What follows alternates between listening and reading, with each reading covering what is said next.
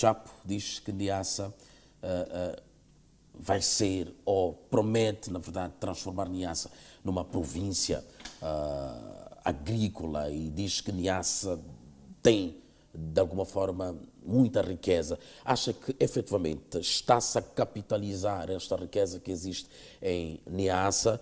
E se sim ou não, acha que este novo governo, caso seja da Frelimo, pode vir, efetivamente, a capitalizar ainda mais? Obrigado, Dava. É assim, hoje de manhã estava num outro debate e, por acaso, há uma pergunta que foi colocada por um dos participantes, onde ele colocou a representante do Partido Frelimo sobre a viabilidade da deslocação da capital de Maputo para a Zambésia. E o que chamou a atenção àquele participante foi o fato de que esta questão não estava no seu manifesto. Então, nós temos estado aqui a assistir um discurso de pré-manifesto. Depois fomos ler o manifesto, foi amplamente debatido, porque é um manifesto parecido com o de 2019, e ao longo do processo temos estado a assistir muitas promessas sobre questões que nunca constaram do manifesto. Esta aqui é uma surpresa, eu posso desafiar que ela não está no manifesto. Então, só por isso... da mesma forma como interrompemos a ela. Só por isso... O que disse agora não está no manifesto? Exato. Quem está a prometer? Eu posso até acrescentar alguma coisa. Não, a pergunta é, está ou não no manifesto? Porque Estando o Diniz diz que... ou não, espera. Ok. Eu posso acrescentar, o mal é diminuir o que vem no manifesto. Ok. Se o Diniz diz que não está no manifesto, não é? E ele achou que pode, porque quando chega em um lugar, diz, não, eu posso acrescentar mais. Então, isso não é problema. Ok. Porque o mal é diminuir o que não vem naquele manifesto. Se eu posso acrescentar algo que traz melhorias, melhor ainda. Então, o mal é você se comprometer em fazer algo e não fazer. Então, se você acrescenta mais no potencial que existe, por exemplo, ele chegou lá, pode ter visto no primeiro na pré-campanha, e foi ver de novo e viu o potencial, o que pode acrescentar para acrescentar mais valores. Atenção que o Diniz diz que esta promessa já vem desde 2019. Não, mas ele vai cumprir agora. Muito bem. Diniz, está satisfeito? Não, o que... Bom, um outro episódio em relação à própria candidatura. Isto está a circular nas redes sociais, não custa nada qualquer um verificar. Em 2019, em Govur, eu falei de Govur porque os meus colegas hoje estavam em Govur e foram dormir em Açoro. E chamou-me a atenção também esta peça que vi nas redes sociais da promessa de um hospital distrital pelo candidato Daniel Chapo, na altura, a governador da província de Inhambane. Ora, sucede que 5 anos depois, quando se faz o relatório do PSOD, e tem lá a construção do mesmo hospital. Portanto, bom, isto é só para nós percebermos o que tem estado a acontecer aqui, afinal de contas, com esta candidatura.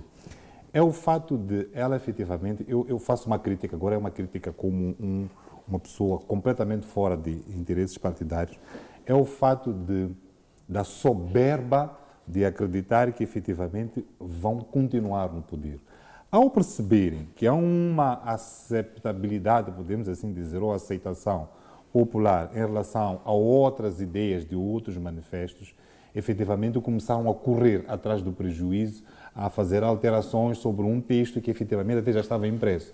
E isto acontece. Nós, por exemplo, vimos aquilo que são os ideais que ele inicialmente propalou, dizendo que era Madeira, não é? Portanto, ele estava a serviço daquilo que era a visão do partido. Mas, efetivamente, numa entrevista que ele deu a uma televisão, começamos a perceber que houve uma alteração. Portanto, tem estado aqui a se fazer um exercício de acomodação daquilo que se tem percebido como uma receptividade em relação aos outros textos de outros manifestos. Então, eu acredito que esta promessa advém dentro desta esteira. E por que ela não é coisa, não é implementável, podemos assim dizer? É que, em princípio, um manifesto é uma espécie de antecâmara daquilo que seria um projeto de governo. E, em princípio, as ações de um governo funcionam de forma articulada. Portanto, Eu não estou a entender como é que efetivamente se poderia transformar a Niassa neste imponente, não é? Este imponente poço assim da agricultura, não é? E depois qual é a articulação que isso tem, por exemplo, com as outras províncias, não é? Nós temos uma Niassa com uma grande área, podemos assim dizer, de reservas, temos a Niassa na relação com a Tanzânia, temos a Niassa com o Lago Niassa. Eu não estou a ver aqui, a não ser que também seja talvez seja ser demasiado pessimista, mas eu não vejo aqui uma eloquência em termos de articulação desta medida, desta promessa, não é? Com outras questões. Então, sou cético em acreditar nisso. Quanto à transformação de Niassa numa província agrícola, acha que efetivamente é uma ideia que pode-se ter esta província como efetivamente uma zona que se diga de muita riqueza, como já disse também o candidato, mas pode-se ter efetivamente como um ponto agrícola? Antes de mais, permita-me dizer que esta, se calhar, é uma das razões pelas quais a Nova Democracia, desde o início, disse que não ia apresentar candidatura presidencial, mas candidatura parlamentar, porque os moçambicanos precisam conhecer um real valor de um parlamento. Nós temos até hoje um parlamento socialmente inútil, um parlamento em que as pessoas que estão lá não estão a cumprir com uma responsabilidade ativa de fiscalizar e responsabilizar estas irresponsabilidades políticas que geralmente acontecem durante os processos eleitorais em relação a uma série de promessas que são colocadas. É importante dizer, o Sigaval trazia um ponto importante sobre a importância de nós pensarmos Moçambique, de nós nos unirmos, de nós decidirmos diante de todas estas irregularidades que acontecem, tomar uma posição, mas eu diria algo muito mais profundo ao meu companheiro, que não são os partidos apenas que se permitem falta de respeito, mas os cidadãos moçambicanos se estão a acostumar, a conformar com uma falta de respeito cíclica, aquilo que nós costumamos dizer, não nos cansamos do mesmo papo. Então, é preciso começarmos a nos questionar como cidadãos moçambicanos. E é por isso que nós saímos da plateia. Poderiam atirar quantas pedras forem necessárias, mas em algum momento o cidadão moçambicano, os bons, tem que sair da zona do conforto e dizer: eu vou dar o peito à bala.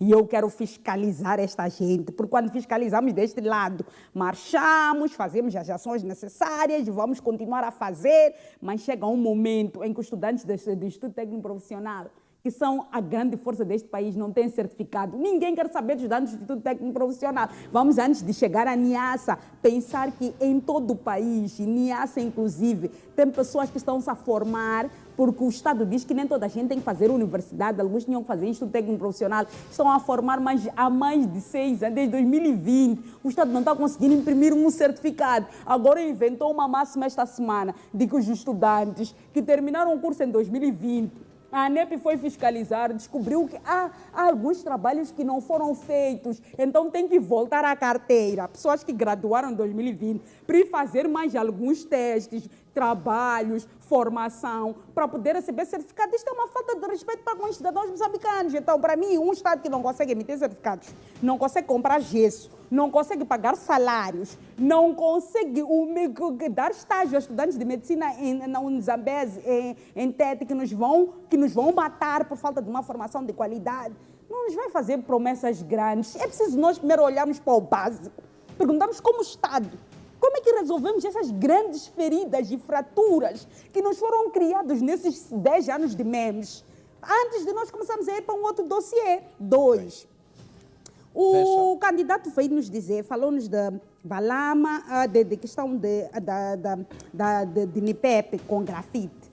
Quer dizer, esta fábrica de grafite que tinham-nos prometido terminar há muito tempo, parece que guardaram para a época eleitoral. Mas eu preciso dizer aos moçambicanos que nós já tínhamos minas de grafite a serem exploradas em Balama, que está a vender mais de 100 mil toneladas, inclusive foi exportado à Indonésia. A pergunta é, qual é o diferencial em termos de investimento que se vai fazer? E que mercados adicionais se está a buscar para a NIPEP? Para garantir que tenha um valor adicional em relação à Balama e que nós possamos ter mercado para tudo isto. Mais ainda, carvão, falou de carvão, começou a falar de tudo e mais alguma coisa que Niassa vai ter. E eu conheço Niassa, é uma província que eu tenho muita estima. Niassa é uma das províncias mais esquecidas deste país. O povo de Niassa foi esquecido desde Mtelela, em que serviu como campo de reeducação, que a agricultura só servia para corrigir aqueles que o Estado considerava indisciplinados. A minha questão é, quando nós pensamos na questão de carvão, como é que nós garantimos que a exploração de carvão em Niassa, como se está a falar, não termine naquela poeira criminal de Moatize que nós temos, que não criou nenhum emprego? O que está a criar é morte de cidadãos. Vamos mais ainda. Eu quero pegar neste ponto a questão da transformação, por favor. Um ponto muito importante em relação a isto. A agricultura. Já se falou da questão de não estar escrito. Mas há uma questão também muito importante que é questionar. Sustenta, Jatrofa, Revolução Verde, 7 milhões, agricultura na base de desenvolvimento, o que é que fez até hoje? É por isso que a Nova Democracia, no seu manifesto, uma das questões que coloca é a introdução da figura jurídica de crime de responsabilidade, ao abrigo do artigo 179, número 2 da Constituição da República, para garantir que o gestor público, quer que seja cúmplice por ação ou omissão, mas também aqueles que fazem promessas irresponsáveis e não cumprem, comecem a ser responsabilizados num quadro legal efetivo, para que o moçambicano não continue a ser ludibriado. Sigaval, mesmo para fechar, temos um Daniel Chapo que fala de problemas da própria província, fala de riquezas, inclusive falou de mais de 20 espécies ou variedades de feijões que existem naquela província. Alguém que se mostra um indivíduo que conhece muito bem aquela província. Eu pergunto, será que desta vez, ou este candidato dá-te alguma segurança, do ponto de vista daquilo que pode fazer, olhando para o facto dele elencar vários problemas e até riquezas desta província? Dava, eu acho que é perigoso você aparecer em rede nacional e afirmar que Chapo conhece. Chapo lê. Chapo pelo menos tem o cuidado de visitar a cábula que lhe é preparada por sua equipa. Chapo tem uma equipa. Diferentemente de vários outros candidatos que estão, na verdade, a correr com as suas próprias condições, Chapo tem toda uma estrutura. Chapo está a ser carregado neste exato momento em que lhe falo. Não gasta energias, Chapo, porque o seu partido, cria todas estas condições à base deste que é, na verdade, o dinheiro do Estado. Mas não é sobre isso que eu vou discutir agora. Agora, é importante. Mas ainda dizer, sobre isto, só para clarificar uma coisa, antes de avançar com o seu fio, acredita que ele não conhece a província? Não, está a ser ditado. O termo conhecer é perigoso. Por isso que eu estou a dizer, é preciso ter muito cuidado. Não, eu pedi para aparece, analisar primeiro o seu discurso. Gosto disso. Sim, acredita que ele não conhece, não está conhece, a ser ditado. O Chapo não conhece Niassa. Niassa, na verdade, é uma província, tal como está aqui a se dizer, e que precisamos ter cuidado, que é rica. Mas muito bem, qual é a base que tem para dizer que ele não conhece? Será que estas riquezas que ele apontou não batem com a realidade? Por isso que eu disse o seguinte, são efetivamente da província? Fez um bom TPC.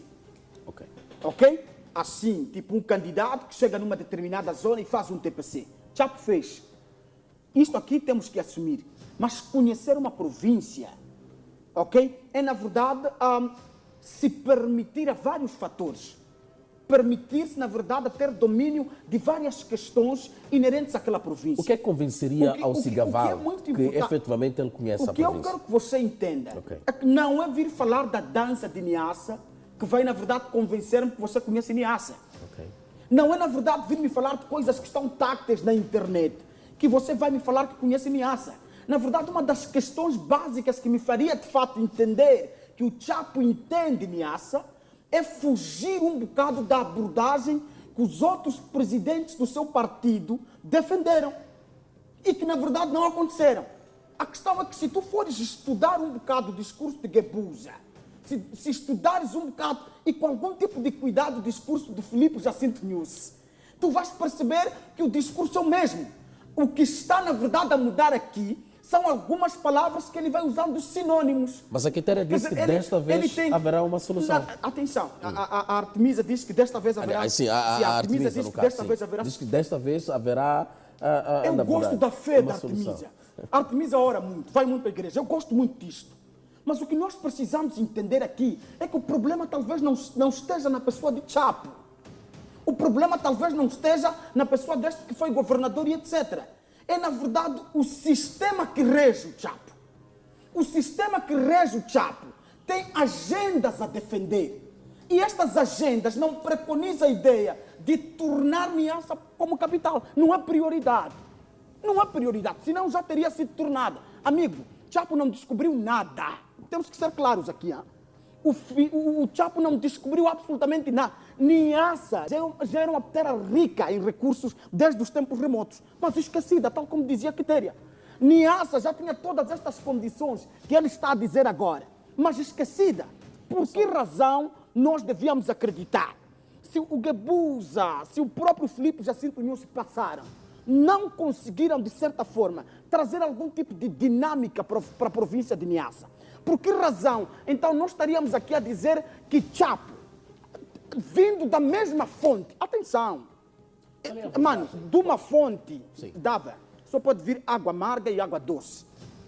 Mas da mesma fonte não é possível que utilize as duas. Qual é a abordagem? O que eu quero que você entenda é que o Chapo, na verdade, ainda que tenha ideias bonitas, ele está por de frente de um partido. Qual é a abordagem e este do Chapo partido que lhe conduz. Que ele conhece a província? Não, a primeira questão é negar esta defesa que ele está a trazer. O que é que já ouvimos? Amigo, sabe, vou dizer uma coisa. Sim, estrategicamente falando, permita-me uma coisa rápida aqui.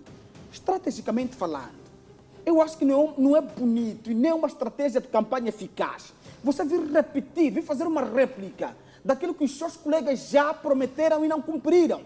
Você tem que nos mostrar algum tipo de ideia nova que nos convença de fato de que você vai transformar Niassa nisto. Tem alguma sugestão de ideias novas? A questão aqui rápida que você está a dizer é, há alguns fatores básicos aqui que nós precisamos. O investimento em infraestrutura. Tem que vir nos apresentar aqui, Chapo. Qual é o plano que ele tem no que cerne ao investimento em termos de infraestrutura? O outro ponto é, em termos de tecnologias agrícolas, para transformar Niassa na capital da agricultura deste país, o que é que ele vai nos trazer como tecnologias agrícolas?